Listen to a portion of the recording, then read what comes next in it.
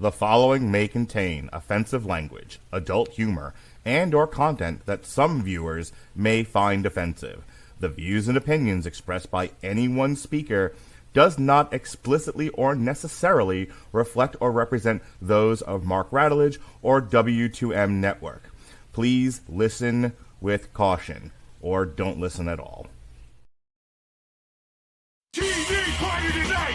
What? TV party tonight! Oh, we got nothing better to do than watch TV and have a couple of brews. Don't want to talk about anything else. We don't want to know. We're dedicated to our favorite shows! Oh, my circuit! Everybody loves Hypnotoad. Scary dog! Dancing at Blurnsville. Futurama! Good evening. You are listening to a Radulich Broadcasting Premier Podcast TV Party Tonight. I am your host, the mandated reporter and frankly unmortified Mr. Mark Radulich. And tonight, our favorite show is Interview with the Vampire. The entire 15-episode Part 1 and Part 2 series that was originally on AMC and is now available on Netflix. This was pitched by Kat, who always likes to make an entrance, and I'm sure will be here shortly. However, I am not alone. I am never alone. I am never unbothered. I've always has people around, and I'm always doing something. And tonight, that something is Sean. He's Sean. You're not. How do you do, sir? We're always unbothered until we're not.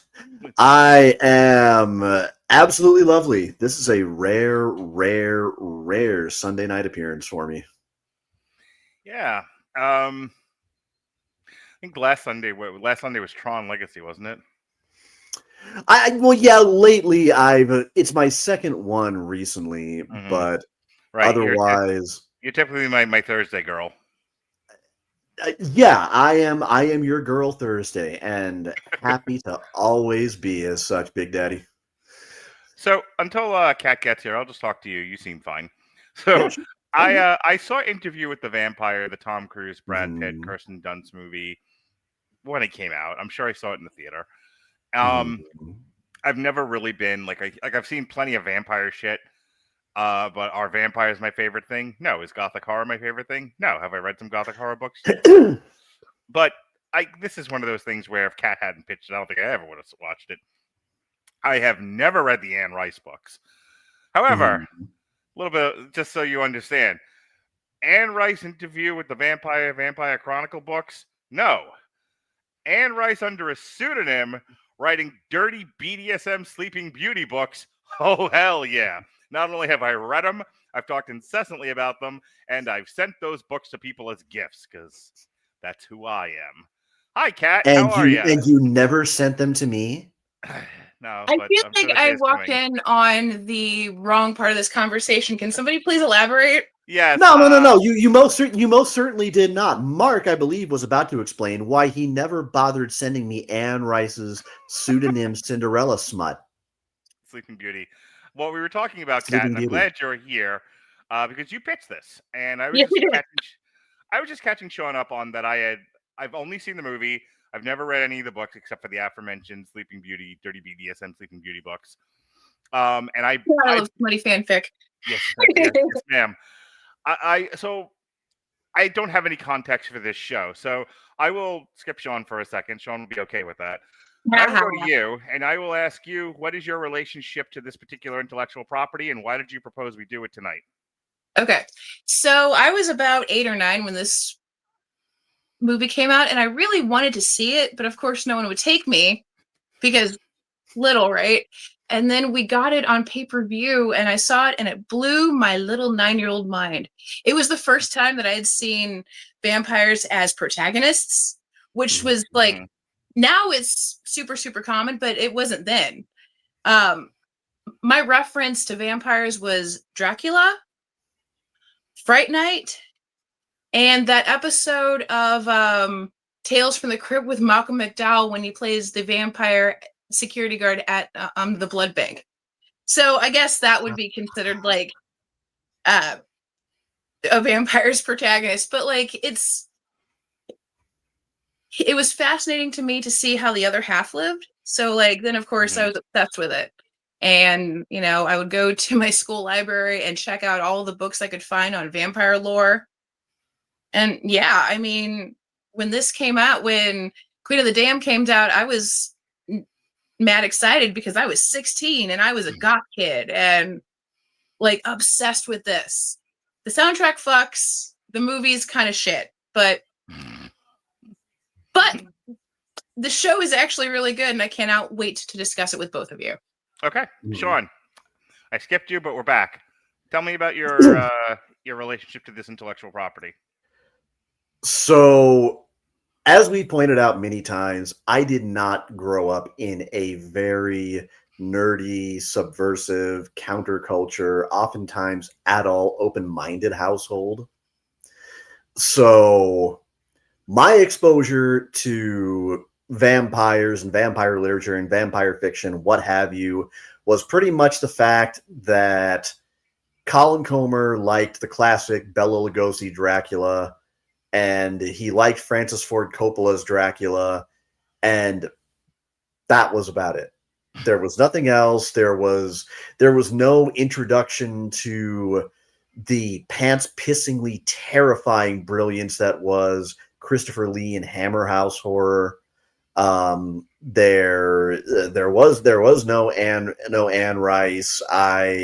By the time I got older, I pretty much was instantly diametrically opposed to the melodrama at first of Buffy the Vampire Slayer. My mind would absolutely be flipped 180 degrees later.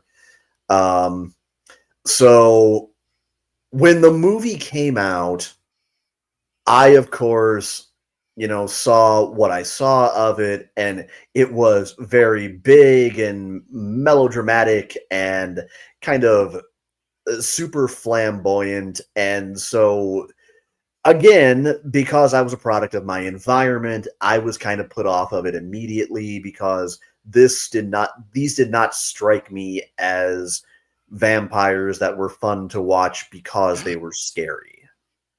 I would see it later after having read the first book in the series, and I have started to kind of make my way through the Vampire Chronicles books.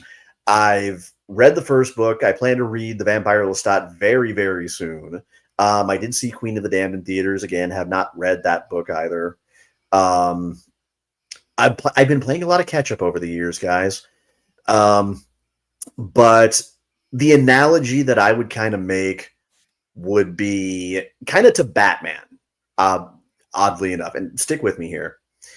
Neil Jordan's movie to me would be like Tim Burton's Batman 89.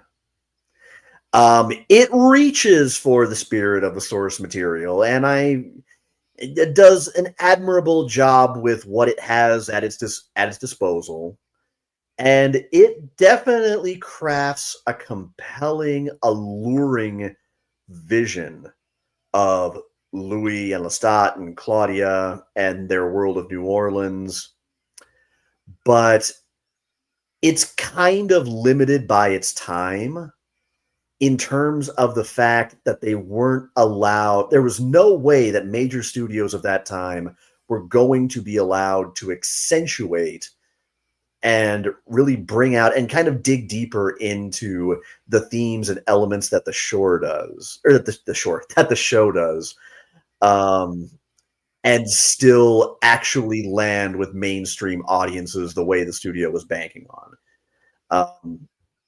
Whereas I would compare the show, the 2 seasons of it I've seen so far, to being like more akin to the Batman Arkham games.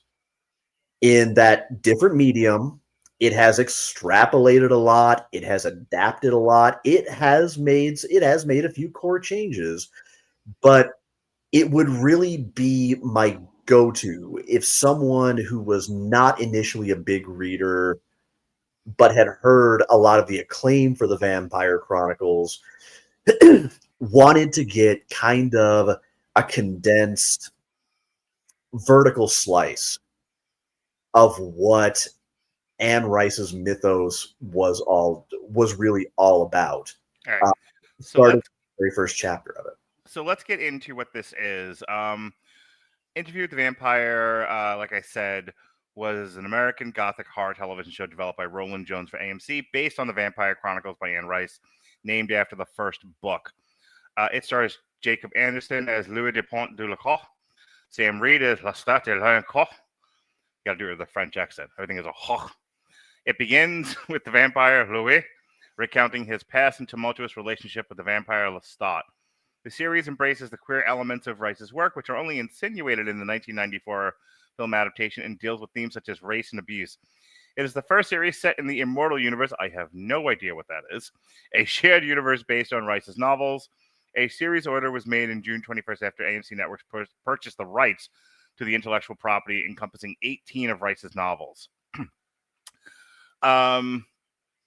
It premiered on October 2nd, 2022. The first 2 seasons covering the events of the novel. Renewed for a 3rd season that's going to cover the vampire Lestat. It received positive reviews, and I can see why, with its praise for its writing, costume, soundtrack, production design, lead performances, and the chemistry. It has received nominations for Critics' Choice Television Awards, GLAAD Media Awards, among others.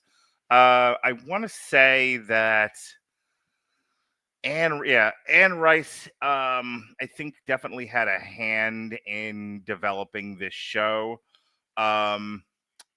They changed some elements of it, Kat. I don't know if you want to speak to that. Later, after her death, her sons absolutely had a hand in helping to guide it. But my understanding is they changed some locations and elements from the book to the show. But other than that, it's pretty well, from what I understand, and I'm going to throw it to you first, Kat. This is pretty well the spirit of a solid interpretation of the novel. It's a lot closer to what she was going for than the movie was, correct? Yes. So I've actually been like jiggling this around in my head for a while, so I'm super excited about this. So the book and the 1994 movie adaptation,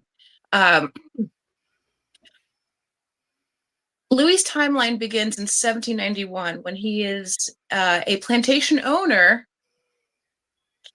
in 1790s New Orleans. He meets Lestat, about 6 months after his wife dies in childbirth, right? So at that point, he has lost his wife and his child. So he is just beside himself, depressed. All he wants to do is die because there's nothing out there for him. And then, of course, he meets Lestat. He turns him. He realizes, oh my God, what am I doing? I'm a vampire. I have to eat people now. Fucking Bugs Bunny. What am I doing? Thank you. Where it differs from, where the show differs from the book series and the movie is the timeline has been moved up about 120 years. It's set, so in the television series, we meet Louis in 1910. He is not a plantation owner. He is a brothel owner. He's a pimp, right? Mm-hmm. And real quick, is he white in the book or is he black? He is white. He's white. He's a owner. What do you expect? So, come on, man. So where the television and the book are actually the same is the tipping point for Louis, where he is depressed and just wants to die. In the book and on the television show, his brother, who is a little nuts, challenges him to a duel. So he is forced to kill his brother, right? Mm-hmm. Also, when you meet, or when, the actual interview part, right? Between Louis and The Wait the one second. report. Yeah. In the first book, Uh-huh. I could have sworn, and maybe I'm wrong here. Maybe I'm misremembering. I could have sworn that Louis's brother did in fact fall down some stairs So in the and died.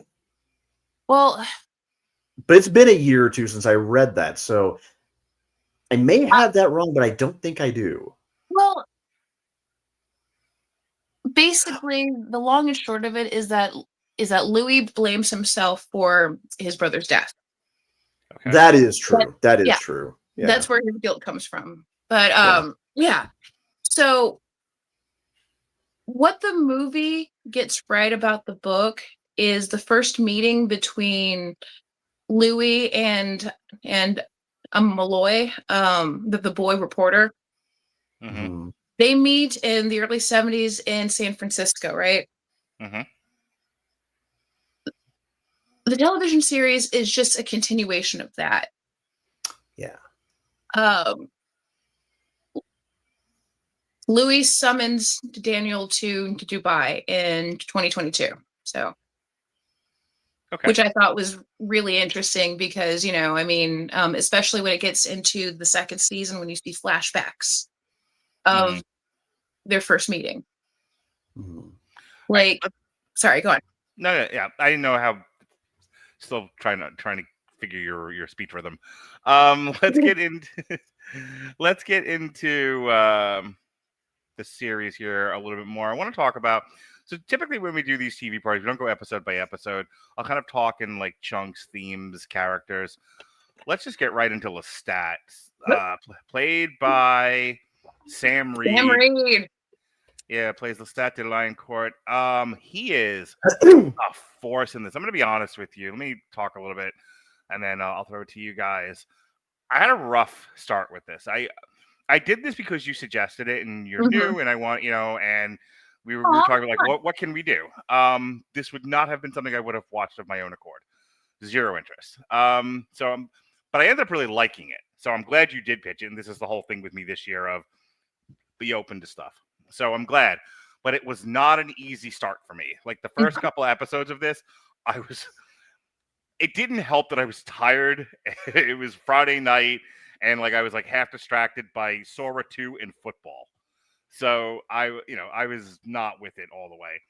But but midway through the first season and then all through the second, I got super into this, and I have to say the guy playing Lestat, Sam Reid, I think I said his name was.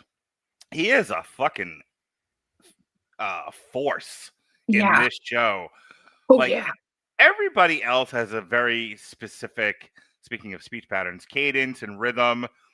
This guy is the only guy in this entire show doing a Broadway play in the middle of this television show because the rest of it's television actors. This guy is projecting. And he's physically, very impressive. He's a good-looking dude. He has a great voice. Like I haven't looked at his IMDb, but I will die if he has not had a lot of voice work. That guy's voice is absolutely commanding. What was that? I said, have you heard any of the music they've done for the Vampire Lestat? Because it is on YouTube.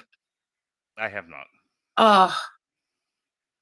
I will look into it. But yeah, he is absolutely outstanding. And I'll tell you, because so much of the show is about the relationship between Lestat and Louis, if their chemistry isn't working, none of this works. I agree. And those two, the guy playing Louis, Jacob Anderson, Sam Reid and Jacob Anderson are fucking fire, Cat. They absolutely are impressive. So talk to me about your thoughts on the Lestat character. And before you do, I will say this: we're gonna jump around a lot. Good. The last bit where Malloy figures out that it was Armand who was directing the play, and that it was Lestat who saved him, and then in the present day when Louis goes to see him in New Orleans, and I wish the show had ended here. But when he goes to see him in they're standing there in the shack in the middle of the hurricane. Mm-hmm. Like I said, this was a slow go for me, but tears. Yeah. Started to tear up a bit. Like, that is a powerful scene, and I have to give the show a lot of credit and the actors a lot of credit. When you can get emotion out of me by the end of the show, you have completed the mission. Because they really did take you on this journey, and to see these two guys split up, one of them murders the other one temporarily, and there's all this backstabbing and betrayal and emotional manipulation. And then Yeah. at the end, I'm not a romantic, but true love. And I saw it certainly. there on screen. Those two embracing amidst the hurricane at the Yeah. end of the show after realizing, oh, wait, you saved me, not Armand. Oops-a-daisy. That was beautiful stuff. I'll throw it to you, Kat. Totally. So I will say, so of course we've seen Tom Cruise in that role, and he's playing Tom Cruise, basically. Tom Cruise in a bad lace front. And then we see it, but he's good though.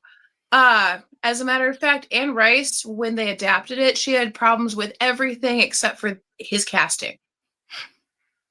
Like, well, after she saw it, you know, she was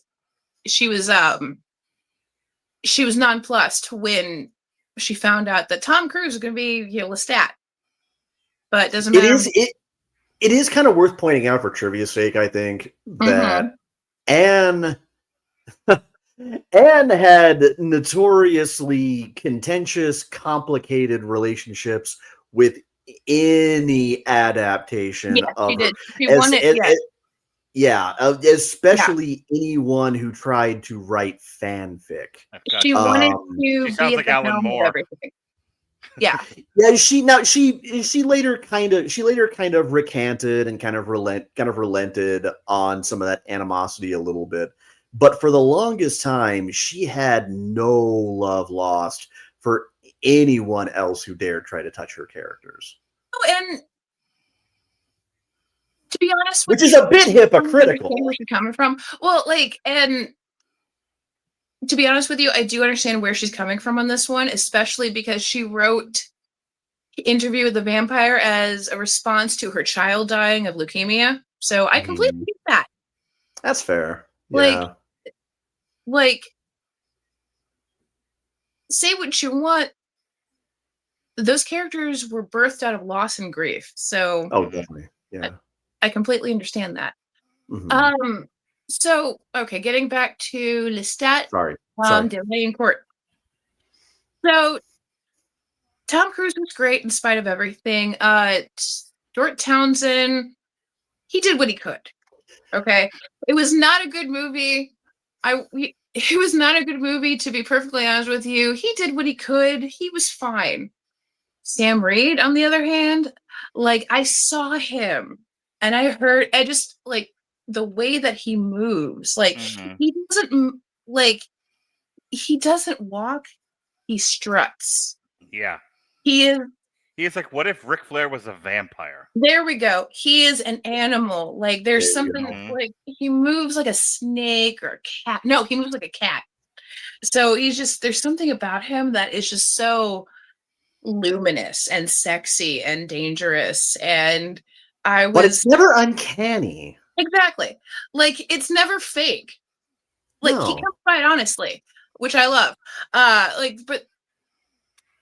And I have to admit, when he brings, or when Louis finds out that he's got like a girlfriend on the side, I was like, yes, I got a shot. A little bit of projection, eh? Yeah. Hello, my name's Kat. Hello, my name's Kat. I'm hypersexual. Anyway. Hi, Kat. Hi. Anywho's it. Just hands down the best portrayal of that character that I've ever seen. And going to, like, when they meet in New Orleans, when Lestat talks about Claudia, and he's like, I love her. I loved her. It was my father. I was her father, and I didn't do anything. I'd let her die. And yeah, no, I am. Oh, great. Now I'm gonna cry. Like, I was folding clothes, and I had like, I picked up a towel and I cried into it. Oh, Because it was, yeah, it ripped my heart out, because every time Claudia is introduced, I know that she's going to die. I don't want her to. Sean, your thoughts Hmm. on Lestat and the sexual chemistry with Oh. Louis? You know, I think Tom Cruise's portrayal was, as Kat said, it's just vampire Tom Cruise. Great. After- There's nothing wrong with it. No, it's still compelling. He's still fantastic. He's still fantastically Yeah. magnetic to watch and alluring in his own way. But, and again, I have to stress, Neil Jordan's movie was limited by the realistic status quo of his time. So Tom Cruise was a great character. He is the second best Lestat. Yeah. Because Sam Reid's portrayal just feels like Anne Rice's real character absolutely jumps right off the page. Nothing relegated to subtext for the sake of hedging bets and playing it safe with what audiences will accept. Oh yeah, No. they're sure fucking.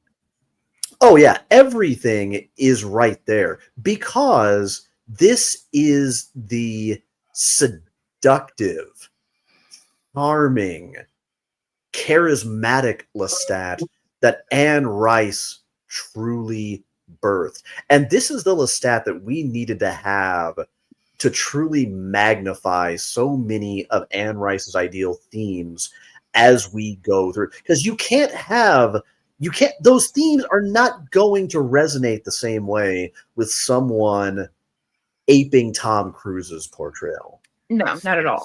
I buy Sam Reid as a physical presence. Like, that character is supposed to be nigh on unbeatable. Sam Reid looks unbeatable. I have a problem with, since we keep bringing it up, I have a problem with Tom Cruise in the Lestat role now that I know what it's supposed to be. For the same reason I had a problem with Tom Cruise as Jack Reacher. He's as tall as my son, for God's sake. But the thing is, Sam Reid is the Lestat that I think fans of the book were looking for, because he was the one who would draw you so deep into the web that you were already entangled in your doom before you even had any idea just how dead you really were. And that includes the thrall that he has Louis and Claudia under. We'll get to that theme later. But I mean, I think Tom Cruise's Lestat was a serial killer awakening, not really a sexual one. Sam Reid's Lestat is the true gay awakening vampire that I think. Because keep in mind, I saw the movie first and then read the book. After reading the book, I felt profoundly ripped off by Tom Cruise's portrayal, even though I still appreciated it. Right. But after seeing this is the Lestat that I was seeing in my head and hearing as I turned every single page. This is the one that I think we really deserved, because he's also the one that makes it possible to explore these themes of abuse, gaslighting, control, truly dangerously toxic, poisonous relationships.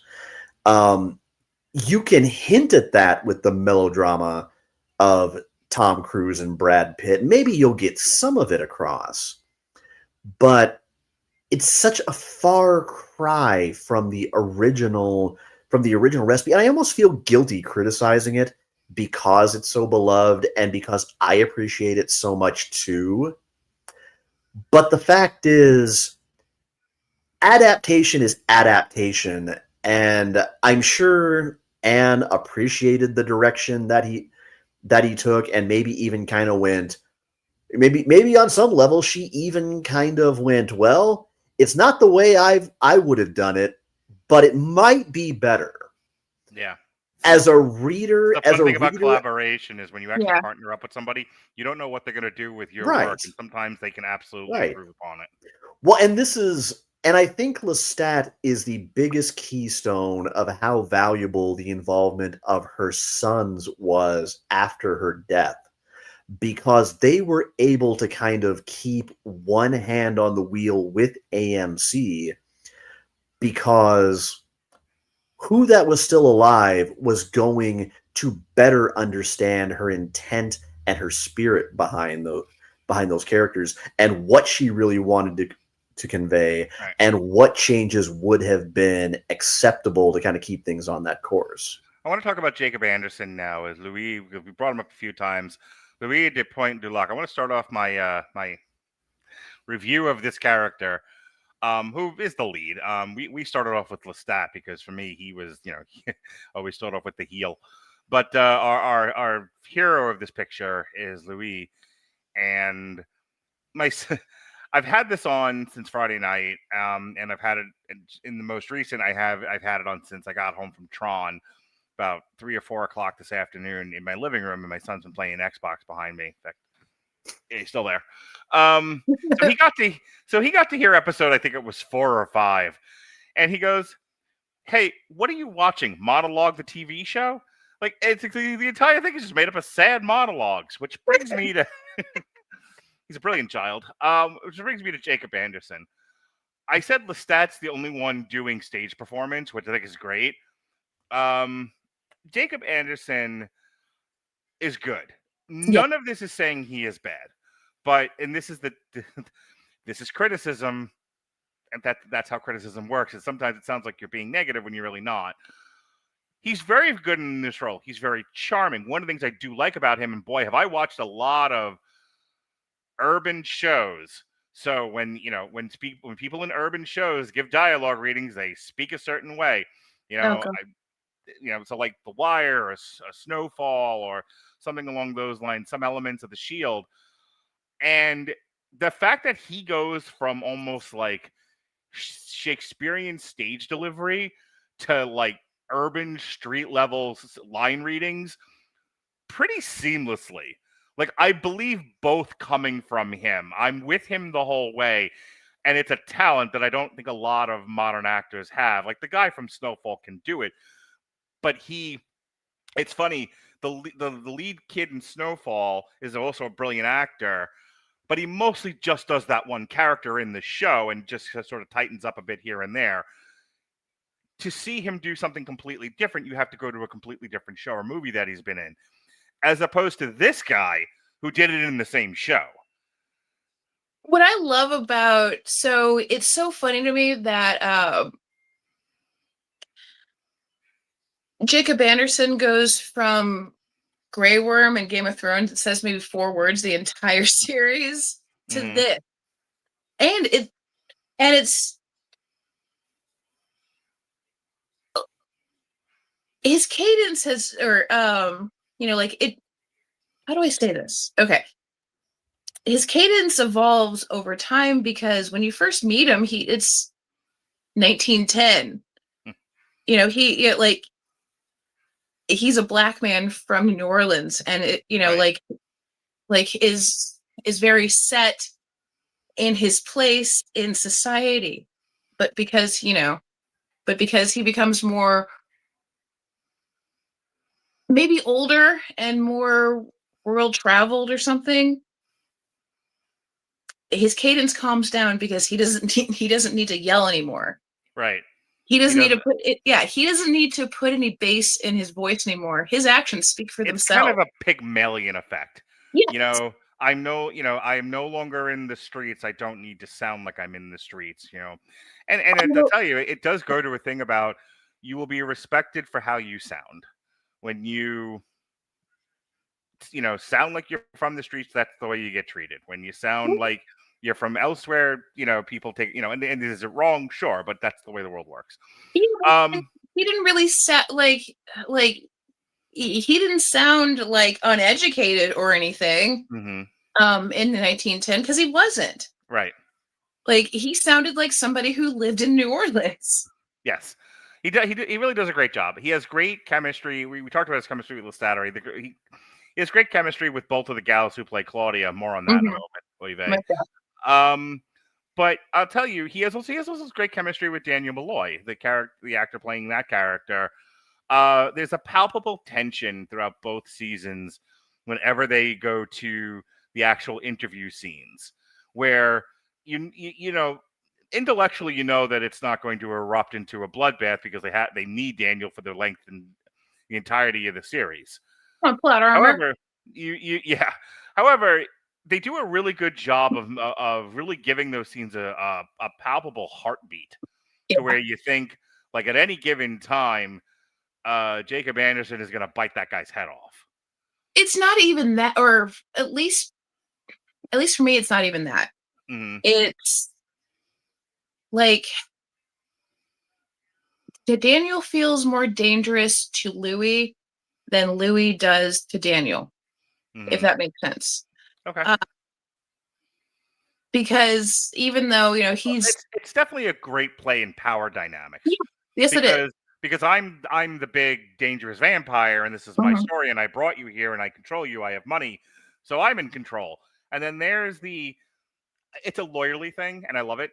Journalists and lawyers can both do a thing where they'll let you believe you're long enough to be in charge, just long enough for the noose to get around your neck, and then and for them to hang you with it, because these guys are good with words. They're good with argument. And without getting too off topic, one of the things I really loved about the way they wrote Daniel's character is he's not just a journalist. He's investigating. He actually says it in the show. He's like, I don't want to just ask and then questions or what next. Yeah. Like, he pieces together bits of the puzzle while he's doing it, and he's just sort of leading. You think it's Louis leading him. It's really him leading Louis, and it's really brilliantly done. Yeah. Mm-hmm. Anything else before I go over to Sean? Anything else about Anderson's portrayal of Louis that you want to talk about, Kat? So really, it's comparing it. It's going to be comparing him to Brad Pitt, who I don't remember from the movie. I remember Tom Cruise, and I remember Kirsten Dunst. Great. Well, okay, so Brad Pitt's great in the movie. Don't get me wrong. There's a reason why this was one of his there's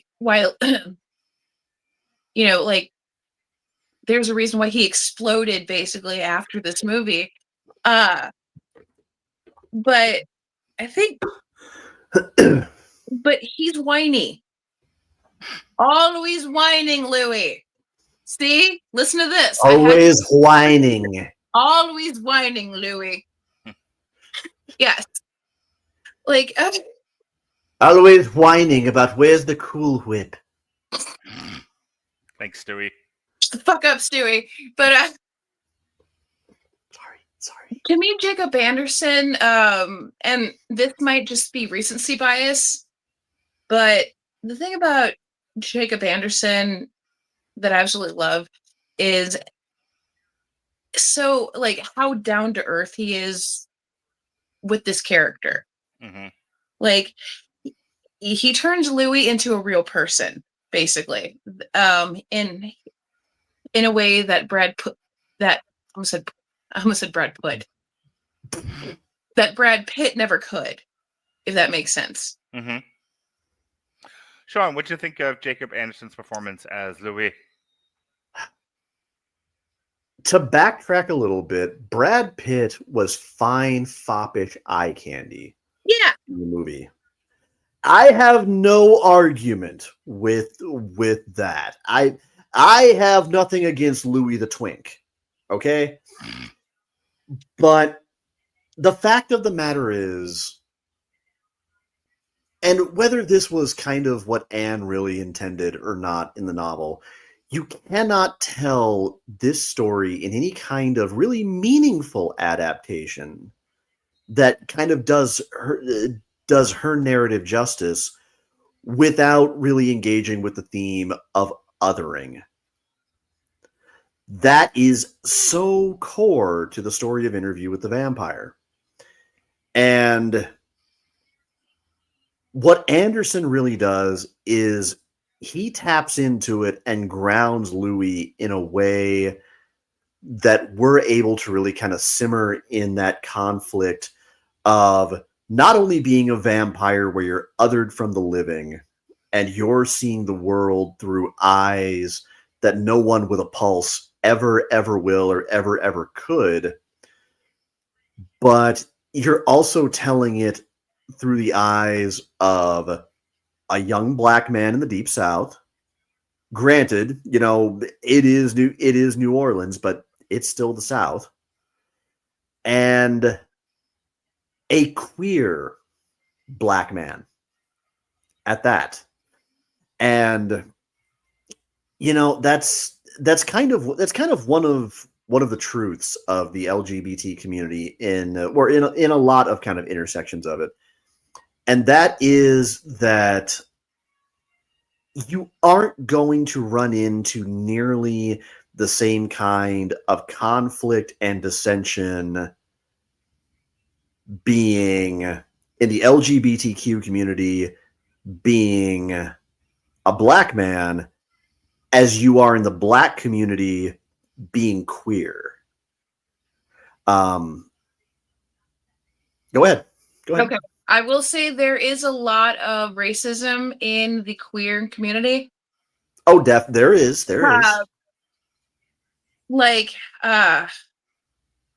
Especially in the early days of it, where after Stonewall, there was definitely a lot of racism in that community, and a lot of it, and a lot of the history does get whitewashed too. True. I'm thinking back to when I read All Boys Aren't Blue and how revelatory that was to me in terms of how being a gay black man can clash so divisively oftentimes with kind of expectations of kind of machismo. Yeah. And kind of sometimes just flat out macho bullshit among black men.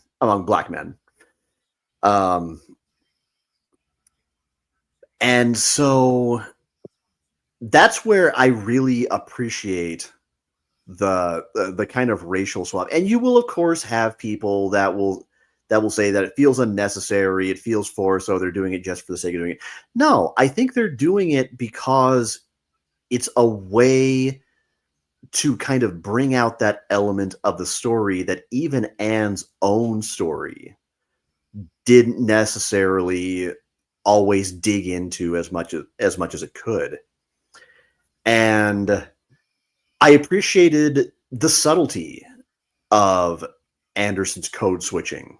Yeah. To be honest, it's not something you necessarily go in expecting, but once you pick up on it, you can never really unhear it or unsee it, and it kind of makes the story all the better for it because it's not just being passing as the living, it's being passing as a straight man, being passing as a legitimate businessman, kind of being passing as one of the good ones among the white folk.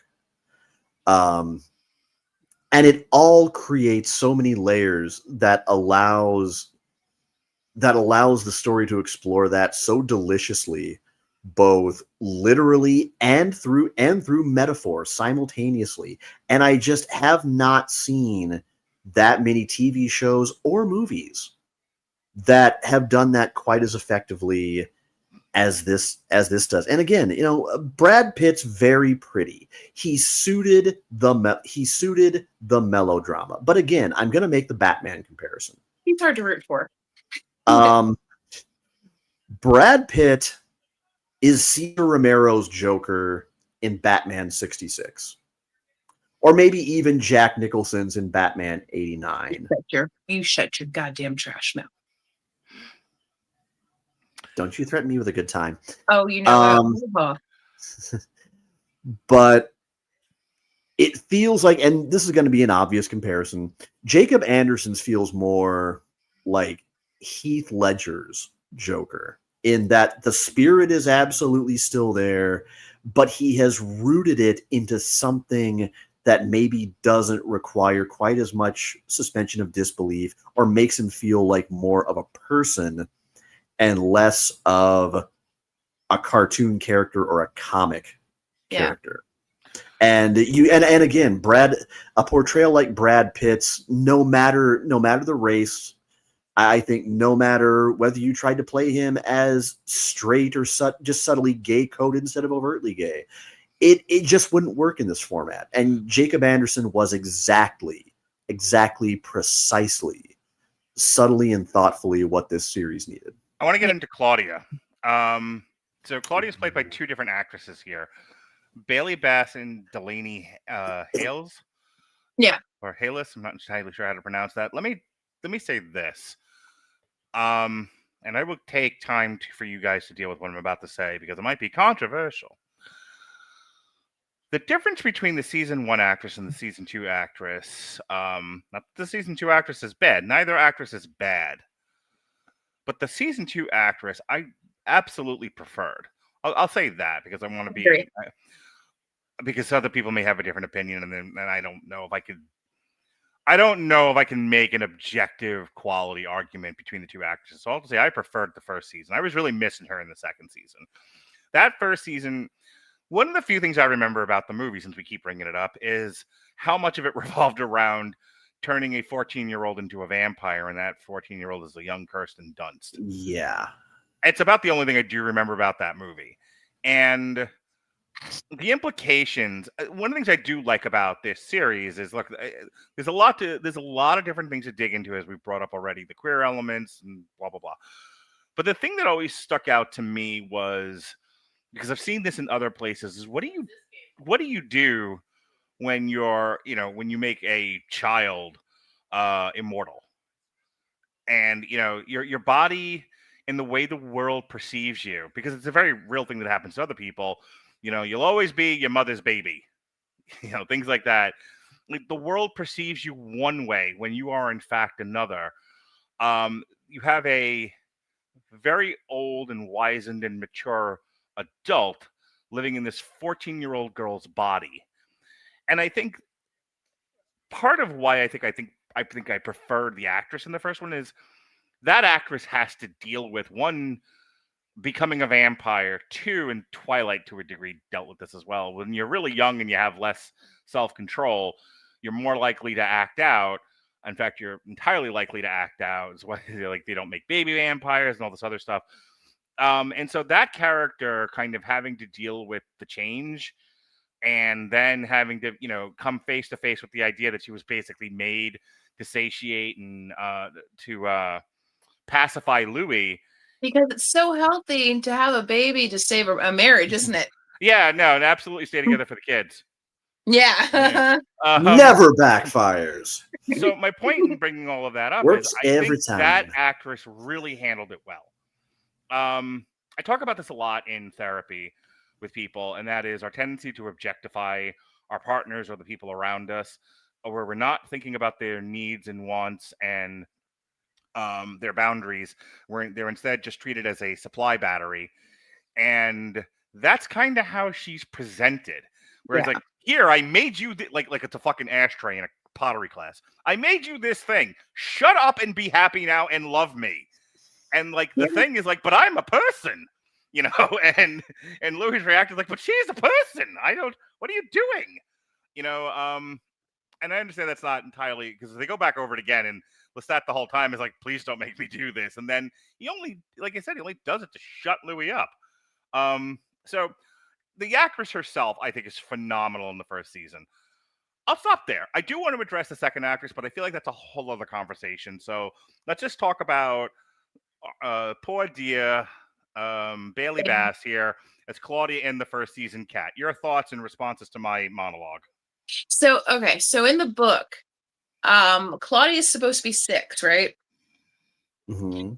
And of course, when casting the movie, like, they're never going to find a 6-year-old with that much emotional depth. Oh God, Source, no. Source, I have a child that used to be 6, so like it's there, but the language isn't there, right? So Yeah. that's why she was aged up in '94 for Kirsten Dunst to play. Mm. And I got to tell you, there's something just so horrifying, just being trapped in that body forever. Right. Like, that's my personal hell. Is like having the mind of a well-traveled, world-weary adult in a child's body. That is just like, that shit keeps me up at night. The scene where they're in, I think they're somewhere in Eastern Europe, and they're like, "Go play with the children." And he's like, "I'm an adult. I'm middle-aged, for God's sake." And they're like, "Yes, but you look like a child. Go play." Exactly. Yeah. Almost nearly turns the fucking table over like Jesus. Right. And here's the funny part about it. Like, they completely flipped it, between between the movie and the book. Sorry, between the movie and the television show, because in the movie, Brad Pitt did not want this vampire child to be made. He felt guilty because he drained her, but he didn't want it. He thought it was disgusting. Right. But of course, like, he referred back to Lestat, who made Claudia, and he said, and like, as soon as she's made, Claudia jumps into Louis's arms, and he goes, "You fiend." So I actually thought it was really interesting for Louis to beg him, "Please save her life. Make this for me." Mm. I thought that was later on in the show when they're addressing it, and he's talking about, "You gave me the gift, and I treated it as a curse." Yeah. And I couldn't live as a vampire, no matter how hard I tried, which is why I wanted to save this girl from a burning house. That's the way it's framed in the show. He's so overwrought with guilt, and he has such self-hatred that he's like, well, maybe, God will forgive me, and I'll forgive myself if we save this child. And instead, they create a whole new problem. Yeah. Which eventually, catches up with them all these years later. Anything before I go on to Sean? Anything else about? She really is a phenomenal character. Like I said, that season one, especially towards the end. And I wanted to talk about this because, and it kind of feeds into what I'm talking about here, and you guys can respond to it. This is a very dialogue-heavy show. Mm-hmm. All praise to the set designers, the costumers. Everything here is pitch perfect. It looks like a $200 million movie they stretched into 15 episodes. It all looks wonderful. Like, and I'm a snob when it comes to television. I think television many times looks cheap. I don't think this looks cheap. I think this looks very well done. Looks better than some of the Marvel shows I've seen at the same price. Oh, I agree. However, there's not a lot of great visual imagery. Outside of, like, if you're really into, like, the biting of each other and stuff like that, and some of the more grotesque imagery, fine. You guys can all have that. I don't care for it. But there's the occasional, like, come on, that final Mardi Gras massacre, though. Well, that was a work of art. That's what I'm getting to. There's a oh fuck, I can't remember. I think it's Mudvayne, where they do a music video and they're all wearing white and they've got the blood splatter all over them. I remember that. Yeah. Yeah. Yeah, That's what this reminded me of. When I can't remember when you cut me off there. I couldn't remember the name of the goddamn shot it's called. Sorry. No. You didn't. I didn't care that you cut me off. I can't remember the name of the fucking shot. That's killing me. They all. It's the only time they do this in the entire show. They all slowly, like in slow motion, come around a corner covered in fucking blood, wearing all white, and I'm just like, oh yeah, there's the Marvel shot. That's what I'm gonna call it until I can remember the actual name. There's the Avenger shot. Yeah, that's the Avengers shot right there. I was like, there's not a lot of really cool imagery in this show. I'd be like, one of my big criticisms of it. It's kind of visually, it's kind of a boring show. But that shot, them with the white outfits covered in blood, and they're all, with the music and everything, just like, oh yeah, badass, good. The whole juxtaposition between, yeah, yeah, it was good stuff. Anyway, we were starting to talk about. You were starting to talk about Claudia there, Kat. Sean, actually. Sean, go ahead. Yeah. I'm going to say something here, and it's just my perception, and I admit a few things right off the bat. Number one, this is the perception of a 42-year-old, almost 43-year-old cisgender man. It is entirely likely I am going to have no fucking clue what I'm talking about, and I am rolling the dice that Kat is going to tell me as much on the air in no uncertain terms. I accept that possibility if it is warranted. You yearned for it. But here goes. This is why I am so glad that they aged Claudia up for the TV series. I think that there is something that's a very unique experience, a very certain unique experience that comes with coming of age as a young woman. And I think it's because you all of a sudden have so many conflicting experiences and dangers in the world, and kind of an ever-looming dread that you suddenly, out of nowhere, have to come to grips with that you have never had to really process prior to that in your life, prior to puberty, prior to adolescence. Maybe not never, but very likely have not had to experience it on a daily, regular basis. And I think that's something that I don't think any actress that is Kirsten Dunst's age, that she was when she made Interview with the Vampire, is necessarily going to be able to convey that as authentically as someone who has been aged up to play the role of a 14-year-old, of a young teenager in the AMC series. And I keep using the term grounded, but that's so appropriate because it adds another fascinating layer to the dynamic, to the character development, to relatability and empathy with the character, despite the fact that Claudia in this series is objectively, just setting aside, reasonings and motivations and everything in a vacuum momentarily, is an utter fucking monster. She is. She is a malevolent, remorseless force of fucking nature. Again, no matter what you may say about how she got to that point, the end and again, we keep talking about themes. It's the theme. It's another part of the theme of hurt people ultimately hurt people, almost unavoidably hurting people and perpetuating cycles. It's something that she and Louis are subjected to, and they're ultimately kind of doomed by. Again, I don't know much intimately about the progression of the Vampire Chronicles as a series. I will Yeah, what I will do is I will shout out one of my sources who has kind of helped fill in some of my links. Two of them, in fact, that I would really recommend anybody check out, and that is number one, Maven of the Eventide's absolutely fantastic ranking of all the Vampire Chronicle novels, where she does, with a few spoilers sprinkled throughout, of course, obviously, but really kind of goes through hinting at some of the character development of the recurring characters in each novel.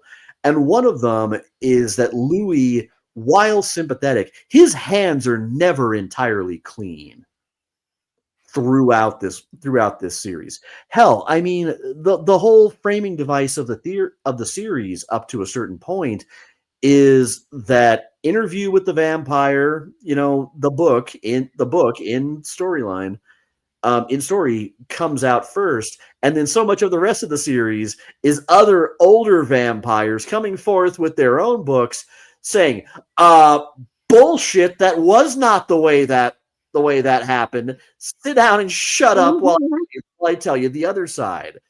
But still, at various points, he ends up hurting people around him as well, just as Claudia does, just as once you learn his own tragic backstory, as Lestat obviously does again, again, and again, and again. But the performance of the first actress was really commendable, but I will cut her replacement in season 2 a little bit of slack for one very big reason. And that is, in the book, as I remember it, the real meat of the conflict and the emotional torment is in the first half of the book before they attempt to kill Lestat. Yeah. And from there, there's kind of much less juicy meat for Claudia to chew throughout the rest of the story, because it becomes much more Louis' story, and in the third act, pretty much almost exclusively Louis and Armand's story. Yeah. So while the second season's performance might not be as overwhelmingly gripping, I don't think she had quite the same weighty material to work with, and so she wasn't called on a lot of times to carry quite as much as Anderson was. The second season actress, let me grab her name again, Delaney Hales, Hansel? Yeah. How you pronounce Hansel? Hansel? How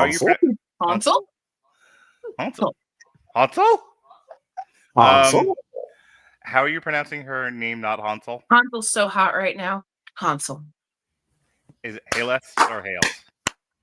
Cat.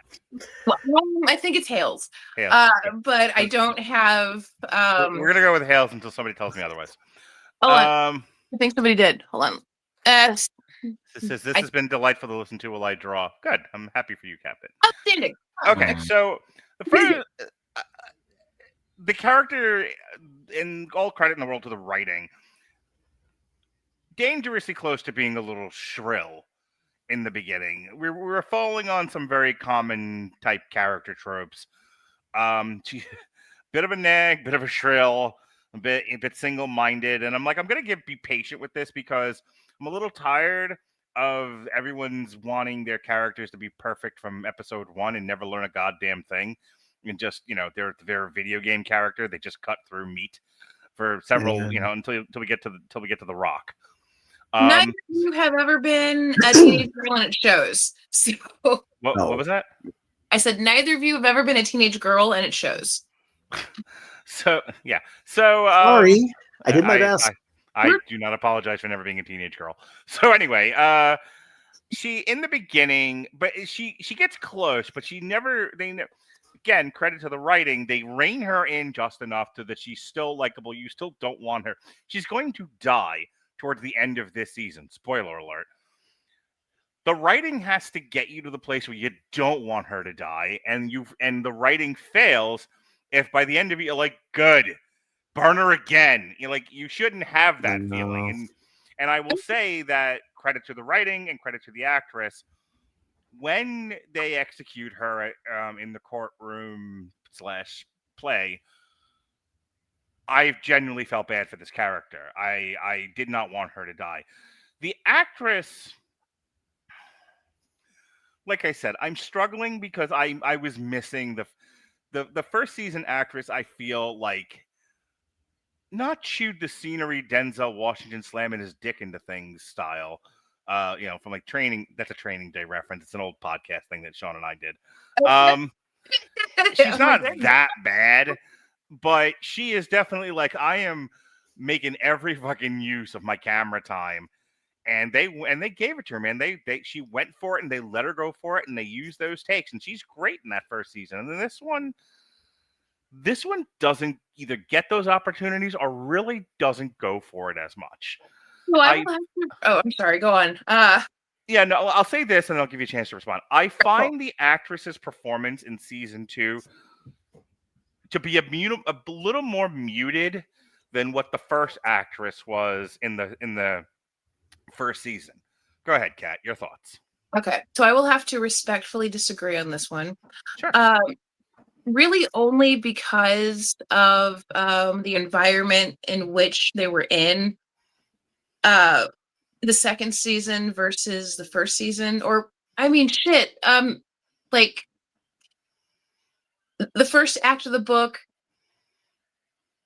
versus the second act of the book. Like Claudia clocks that Louis is going to abandon her for Armand pretty quickly, and he's just paying her lip service at this point. But no, he's going to abandon her.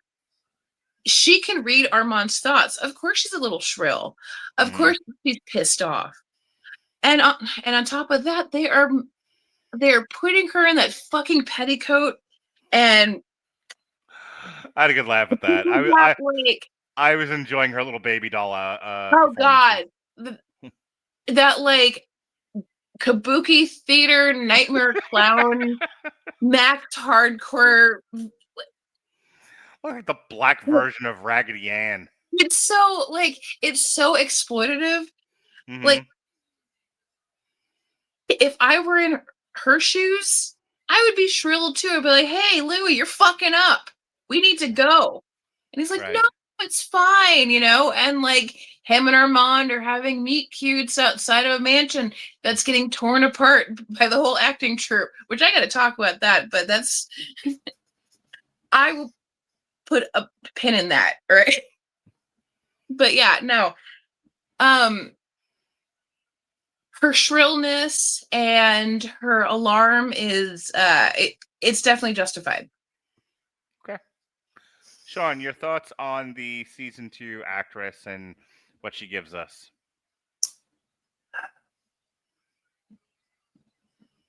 I think Kat kind of changed my mind, actually. Oh? Well, because I hadn't really thought of it that way.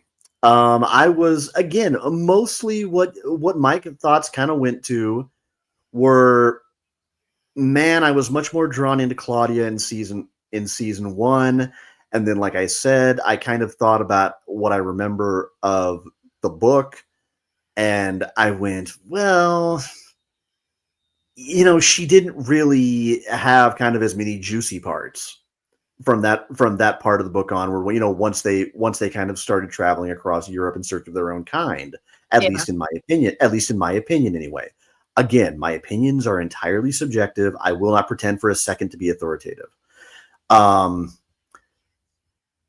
now that I've kind of heard Kat out, I kind of understand how, yes, she's now in a different place in her life. It's not going to be the same characterization.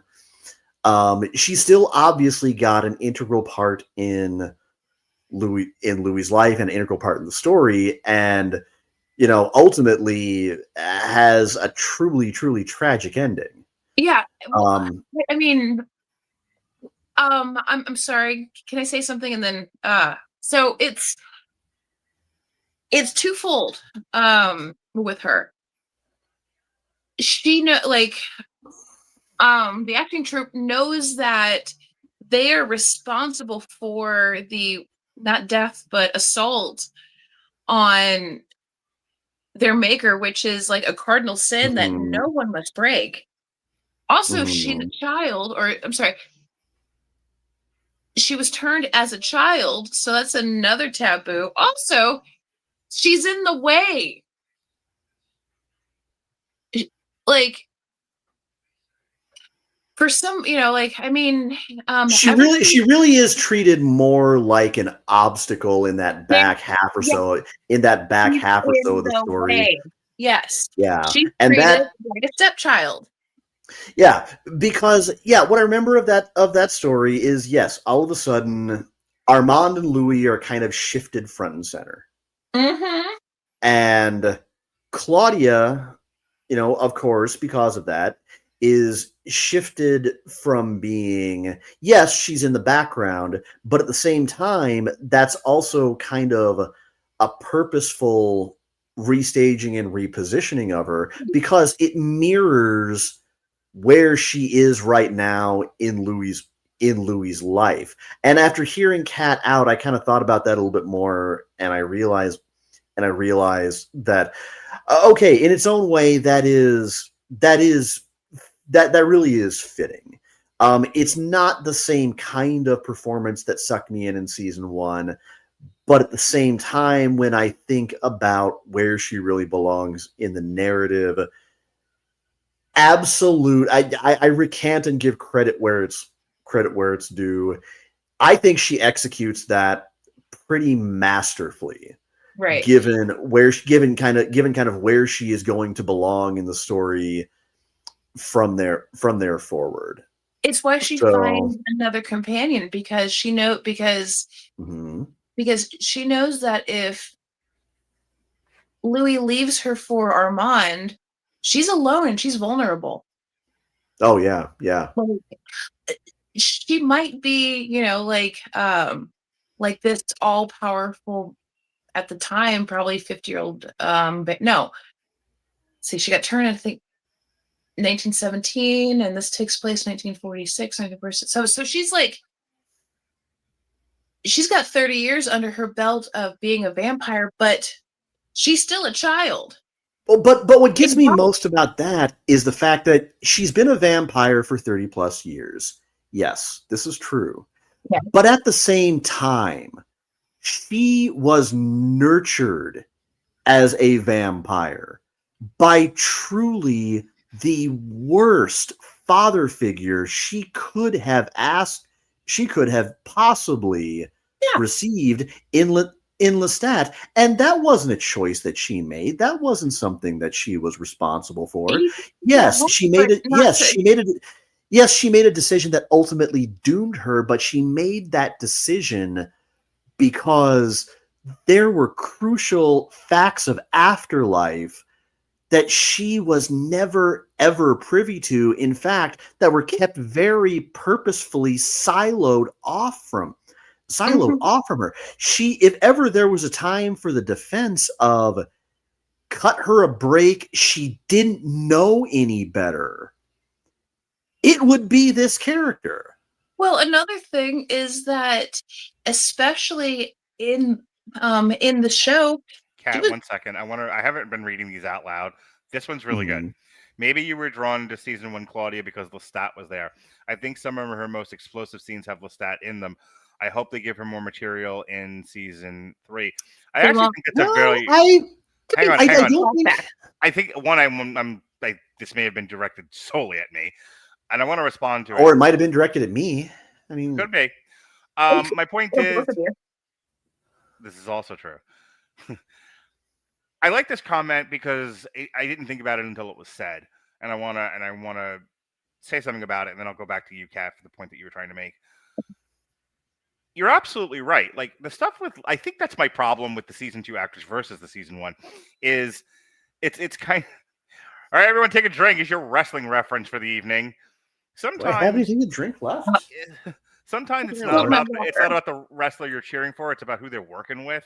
Oh, See, Claudia working with Lestat in season 1 is gangbusters. It's 5 stars in the Tokyo Dome. Mm-hmm. Claudia 2, working with Louis in season 2, isn't as explosive, isn't as dynamic, and they get split apart for most of it, and then she dies. Yeah. And so I think this person is absolutely onto something. When in the first season, when you're giving her a really great partner to play off of, she's better by being a part of it. The other actress doesn't really get that opportunity, and I think that's a fair point to make. Go ahead, Kat. You were starting to say something before I jam this in there. Yeah, give me a second. Oh man, this train of thought has gone way off the Train of track. thought, go choo choo. Every What? time you have a train of thought, it leaves the station. Pretty much. So hold on. Okay. All right. Here we go.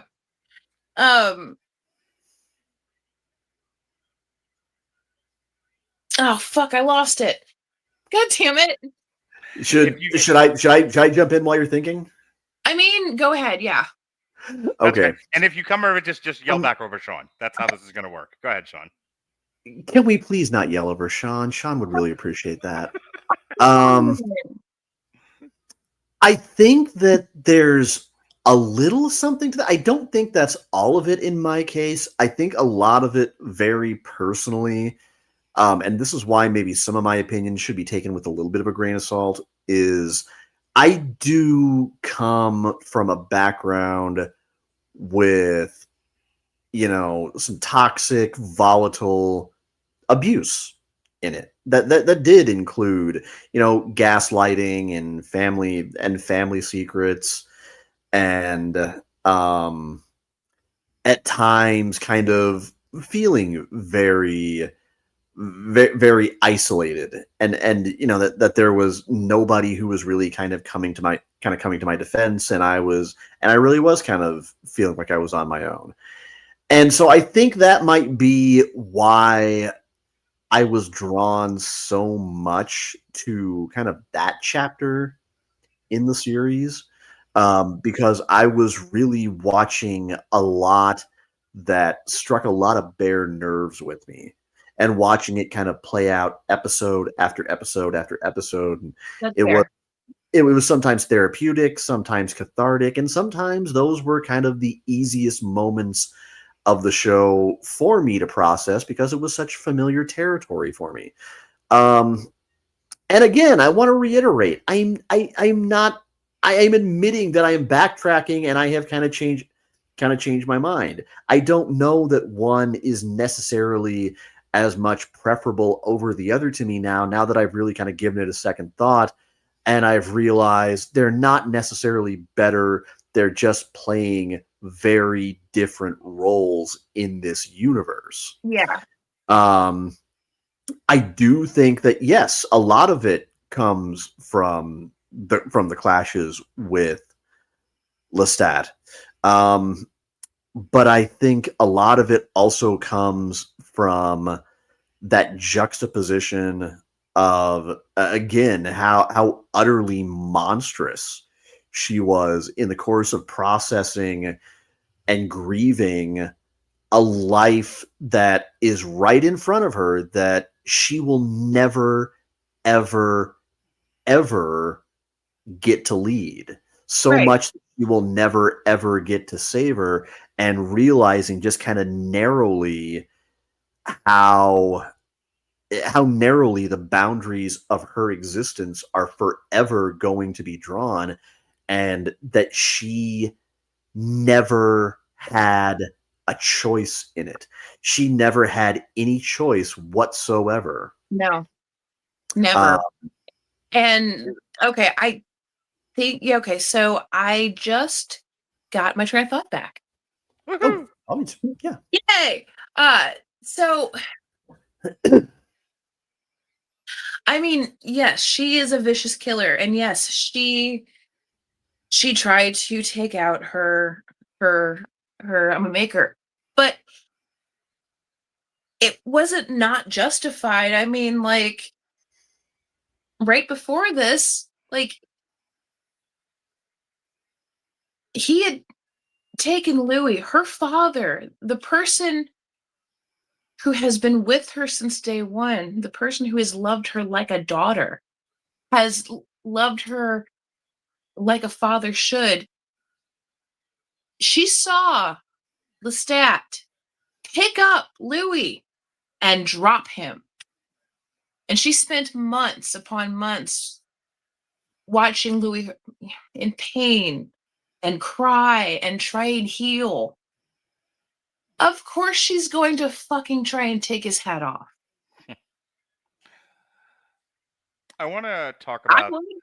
I want to talk about the ending of the show, and then I'm going to throw it to you, Kat, for final thoughts, things unsaid, burning desires, and then Sean can take me home. So I like the ending. Like I said, the stuff when he confronts Lestat at the end, and like, why didn't you save me? And God, Lestat's line, I don't announce or I don't celebrate my virtues. You know, just a word here. I like complex characters. They're not all bad. They're not all good. It's easy to kind of paint Lestat as this very powerful, toxic, abusive figure. He's still a person. He still has feelings. Yeah. He's clearly got his own self-doubt going on. And so, yes, he saves Louis because he loves Louis. He is the love of, we should all have a Louis in our life. The love of our lifetime. The one you'll go around the bend for. Yeah, but may this love never find me. But he also, when he makes the grand gesture to save Louis' life, he doesn't want to be noticed for it. Doesn't want to be seen. Doesn't even want to take credit for it. He's like, it's fine. When you lay that against the scene where Louis thinks it's Armand who saved him, and they go to confront Lestat where he's in the dungeon or whatever the hell he's at, and Lestat, now going back now, knowing what Lestat did and revisiting that scene makes it that much more powerful and gut-wrenching for me, because Lestat knows Louis fucking up and going with the wrong guy, but he can't stop him, and he won't stop him because Lestat, Lestat's like, well, you have to go on this journey, by yourself, and you'll find your way back to me if that is what is meant to be. And I love that for Lestat. Same. So at the end of the show, where he finds him in New Orleans and they embrace and all of that, truly, truly gut-wrenching emotional stuff for me. And then I don't know if I'm misremembering it. It was only a few hours ago, but for some odd reason, I feel like there was a lot of stuff because I remember turning to Jones going, God, I wish that had been the end. Like, let's, just they embrace, Finn, swelling music, credits. We're good. Let's get out of this. There's a couple more things that, I remember what happened, and it annoyed the piss out of me.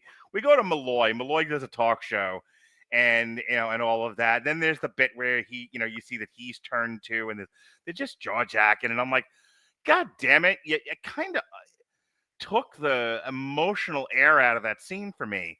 And the only other thing that saves it is the superhero ending. He walks into his room, he sticks his feet in the rocks, and he goes, I hear all you motherfuckers. I am the knight. Come for me if you must. Or however it was he says it. And it's like, it's fine. I'm fine. It's like, I wish they had cut. This is the point. I'm going to let you respond to this, and then we're going into Burning Desires. I wish they had cut from the embrace in New Orleans to him pacing his house in Dubai, hearing the voices and saying, you want some, come get some. And we're done. The bit there in the middle, it's not that long, but it's still like all the stuff with Malloy and everything else that's between New Orleans and that last line sucks. It just takes me right out of the goddamn show, Kat. Right out of sounds like a nitpick. Maybe it's a Mark thing. I don't know. I'll get your response. But for me, it was like, we don't know how to get out of this show. So, and we got 5 more minutes to kill. So we're gonna put the show in a headlock, Sean. We're gonna put him in a headlock, and we're gonna kill 5 minutes, and then we'll go home. And it's like, just go home now. Go home now. Go ahead, Kat. Okay. So Daniel being made by Armand is actually, I want to say, in the Vampire Armand. Like that actually happens, but it's kind of the other way around. Like, how it's implied in the show is Armand made him out of anger, Hmm. whereas Daniel spends like months and years begging Armand, please make me a vampire, please.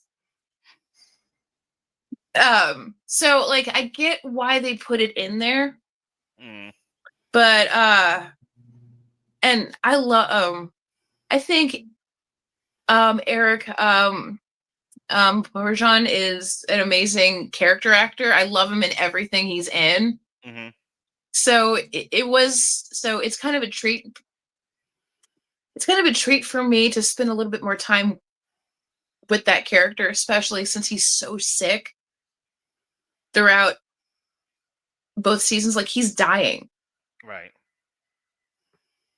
So at least for me, it was a feature and not a bug. Okay. Any reaction to what I said, Sean, or are you good? And we'll just go into Burning Desires. Not a lot. I think I'm mostly pretty good with the full run of the series. And you know, again, congratulations to Kat on really largely changing my mind as far Aw. as far as the casting switch. 'Cause, what you said made total sense. Yeah. I think that I really appreciated Armand. I think mostly because, and again, I keep coming back to adaptation. Maybe that was kind of destined to be my role on the show, but I think that he did an absolutely admirable job following up on a character that Antonio fucking Banderas played first.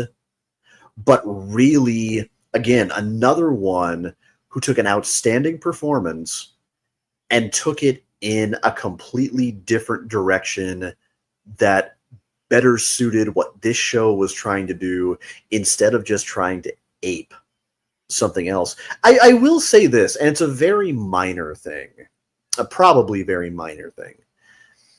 When you see a lot of shows that are rooted in other properties, I don't care if you're talking about a Marvel show, a DC show, something else that was adapted from a movie, what have you. I think there's a crippling temptation to sprinkle in Easter eggs to the point where they can kind of become eye-rollingly obvious to where you're kind of watching for them the entire time. But what I loved about both seasons of the show is, aside from the occasional recurrence of Furelise, there is so little that really harkens back to the movie, or that even is kind of trying to kind of bait people into nostalgia at all. It really commits to being its own thing, going its own direction, and trying to tell its own story. And I think that what it's told, while it absolutely diverges greatly from Anne Rice's original narrative, I think it's done in a spirit that I like to think she would have deeply appreciated. Considering that I think there's a lot to be said that while there are a lot of themes that maybe she didn't intend that are brought into the fore, into the spotlight, Kat made a great point referencing that this was a saga that was initially, in its most nascent stages, born out of grief, out of her own loss. And I truly feel that this series, far better than the movie did, even in its most admirable moments, absolutely achieves that. And for that reason alone, I think this is a must watch for anybody who's a fan of the Vampire Chronicles. And the last thing I'll point out, I mentioned Maven of the Eventide earlier, who is a huge, obviously Anne Rice fan. Vampire Chronicles, very near and dear to her heart. Recommend checking her channel out 110%. But if you enjoyed all of the adaptation dissection, I also cannot highly enough recommend checking out Dominic Noble's Lost in Translation episodes. That are dedicated to the series. He's a great watch. He's a great watch just on baseline. Yeah. But he really gets into the meat of kind of how the changes between each adaptation kind of both enhanced and sometimes maybe took a little bit away from the spirit of the original, but overall it's at the very least informative in terms of, drawing your own conclusions. Yeah, I want to give you the last word here. This was your pick. We did this for you. We did it for you, lady. Aw. We did it for you. This is our gift to So you. sweet. No, you wanted to. This was your pitch. You wanted to talk Yeah. about it with us. I did. So I want to give you the last word here on anything left unsaid, burning desires, things that you want to talk about before we close out for the night. That if you don't, you're gonna be kicking yourself when the show's over. Go. Okay. So actually, yes, I've got two. Can we please talk about the cute interaction with Armand and Louis outside of the mansion? By all means. Like 30 seconds. I love that. I love a good juxtaposition. Mm-hmm. When it's like it's like outside looks like, like for all intents and purposes, like a cute little scene in a romantic comedy or whatever. And then inside, you don't see anything, but you hear this carnage and glass breaking and people screaming Quite comical. and the wet thumps. Mm-hmm. And fucking Santiago, like the second in command, Mm-hmm. is amazing in this show. Part of me kind of wishes that he wouldn't have died because I'd love to spend more time with him. Mm-hmm. But yeah, so that's basically the only burning desires I have for the show. I know that this is kind of a controversial show. I mean, not a controversial show, but I know that the idea behind it is hokey. I'm quite aware of this, especially since like the release of Twilight and the romantic vampires as protagonists. I understand that. And I would tell anybody, just give it a chance. Just watch an episode, give it a chance. Oh yeah. Come back to me, tell me how you it, because this is a legit amazing show with a lot of heart and with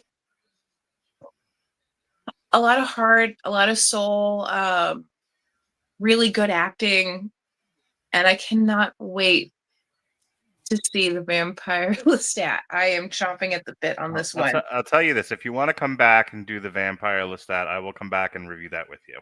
I will. Same. I volunteer. Yeah, same. I volunteer tribute because I know that like it's going to be about a year or so. Like they set the release date for 2026. Yeah, I'll come back for just more Sam Reid. Dude, he gets a full turn of Popeye, man. My God, like just, and I'm not even into blondes or like Right. or like. Yeah, I'm not gay, but I'll give Sam Reid a second look. My goodness, woo! I mean, I am, and so will I. Everybody has one, okay? Every guy, it doesn't matter how like cis, just hetero you are, everybody has one. My partner has Harrison Ford, but not Harrison Ford as like Harrison Ford. Harrison Ford is Han Solo. I was gonna say, not old, angry, kill me now, Harrison Ford. Honestly, I would still sit on the man's face, but Wonderful. All right, I will sit on Harrison Ford's face, is the phrase that pays here on the Revolution Broadcasting Network. So we're gonna call it a night. So we haven't. No, it's fine. Listen, I'm sorry. we've had a lot of. What are you apologizing for? We've had a lot of people in the show tonight. This is probably the most well-attended podcast I've done in quite some time. And so, yeah, we had a lot of people in the comments tonight, and a lot of people just watching quietly. But Maya here says, I think Sam is that one person for a lot of people. Yeah, no shit. God's fucking perfect man. I think it, because like I was mad excited about this, so like I dressed for the occasion, guys. Like, woohoo! Like There you I've go. got my sleeves. I've got the lace. I even have the fishnets. Wonderful. Like, ready to go out dancing.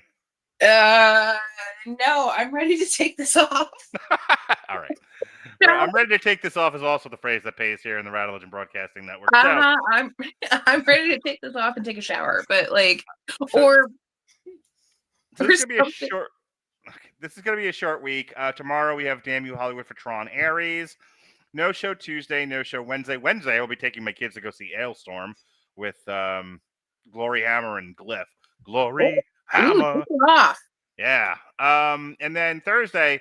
Hey, if you liked our TV Party podcast and you'd like to see us discuss more television, well, you're going to get your wish. It'll be myself, Alexis, and Jesse, and we'll be talking Alien Earth. I've heard it's one good episode and the rest sucks, but that's okay. We're still going to throw it in the bed with Madonna and see if she sleeps with it. I'm thinking about signing up for you guys for Peacemaker season 2 because I literally just finished it like today. Okay. That'll be a week from Wednesday, but before that has been on my bucket. That has been on my list for so long. Season 1's really good. Yeah. Season 1's definitely worth a watch. It is. A week from tonight, the Metal Hammer of Jukebox, we're going to do something a little bit different. We're going to review an album I made. It's Fra Diavolo, Recipes for the Damned, currently available on Spotify. It's the very first AI album that I made, and, not counting the stuff I did with Jesse. However, the stuff I did do with Jesse will also be released on Spotify.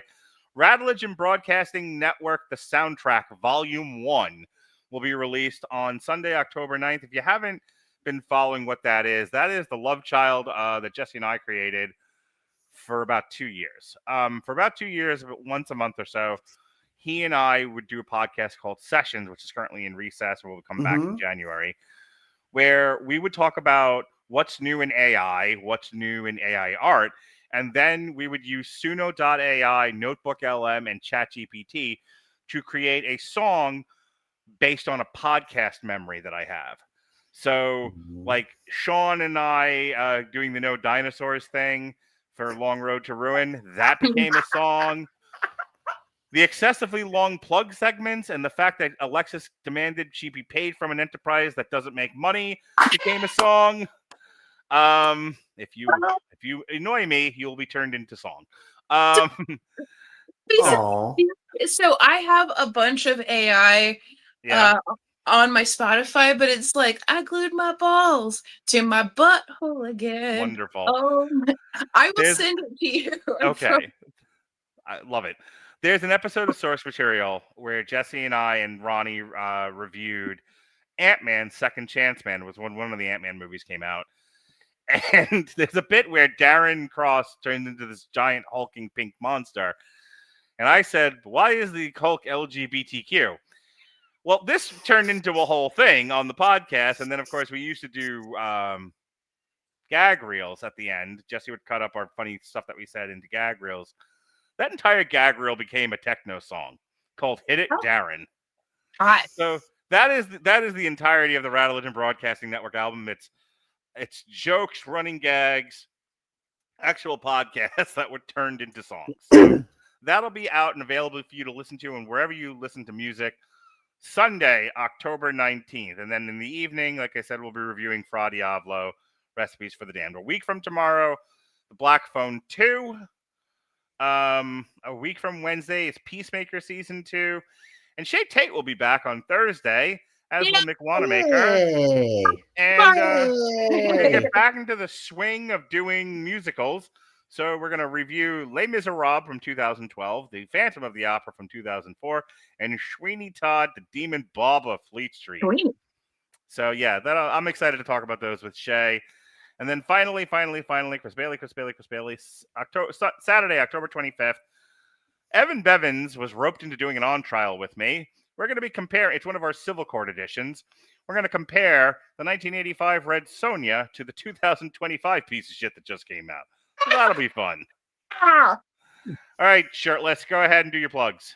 Yeah. What? Cat inspired me to get Nipple. comfortable. I gotta say this. You and I have been doing this since 2012. You, of course, had the Radulich Broadcasting Network far before I ever came along via Jeremy Lambert and Sam Riccati.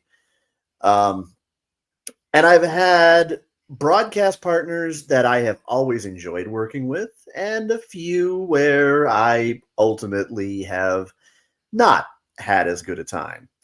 Having said that, I have to give Jesse Starcher so much credit. Number one, it is my fault that I have not done more stuff on his shows, and that is absolutely my loss.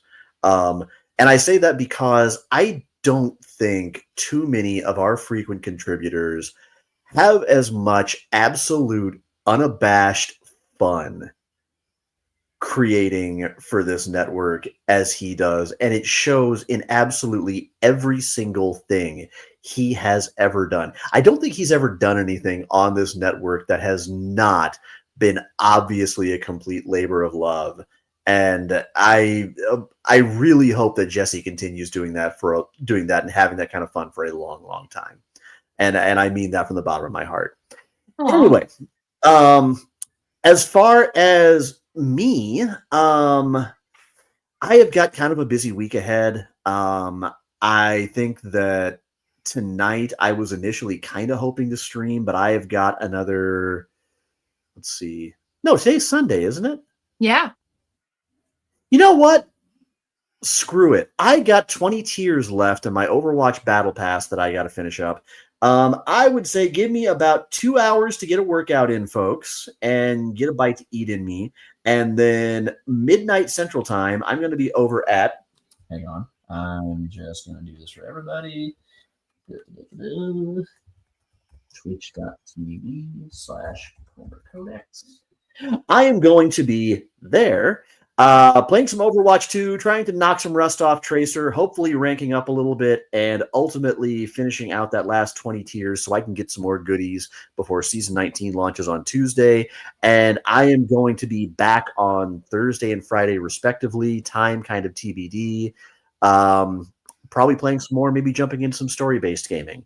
You can follow me at Instagram and Threads at Comer Codex. I'm working on kind of being a lot more active on there, especially since I have a ton of personal passion projects that I'm hoping to get off the ground over the next year, starting with, as I've said before, the journey towards my wife and I starting an OnlyFans, starting with Sean tries to get in comfortable camera shape for OnlyFans, and siloed socials for that endeavor coming very soon once I actually start posting content too.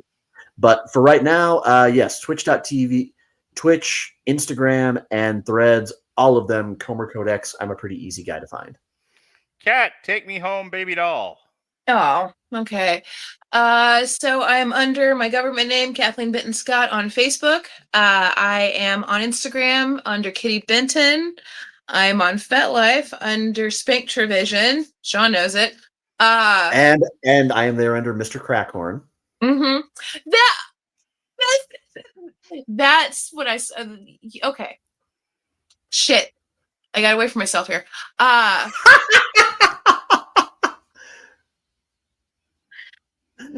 Wait a second. Did you say Mr. Crackhorn?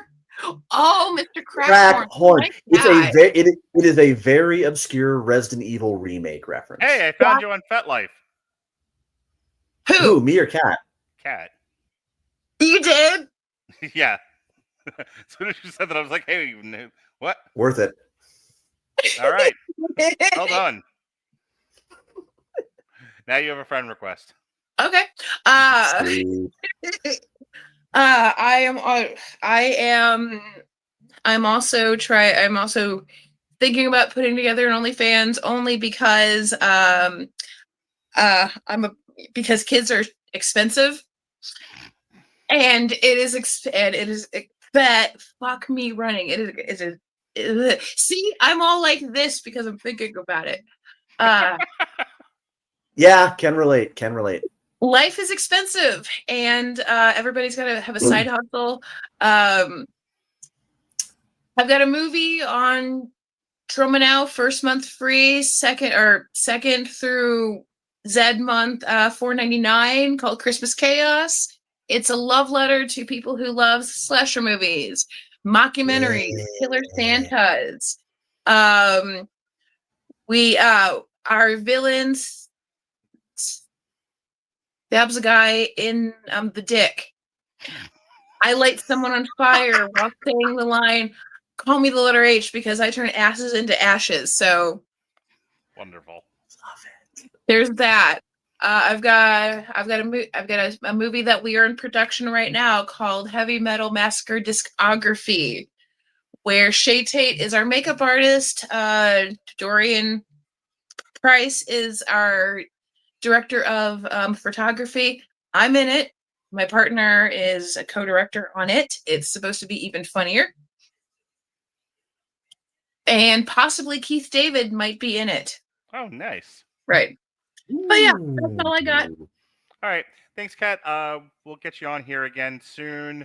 I have no idea what the next thing you're doing with us is, but I'm sure it'll be something. So I am not doing anything right now as of yet. I will have to look through the schedule, or I can just wait. Yeah.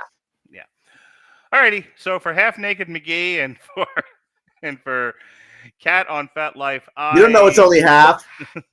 I am not responding. Be well, be safe, and behave.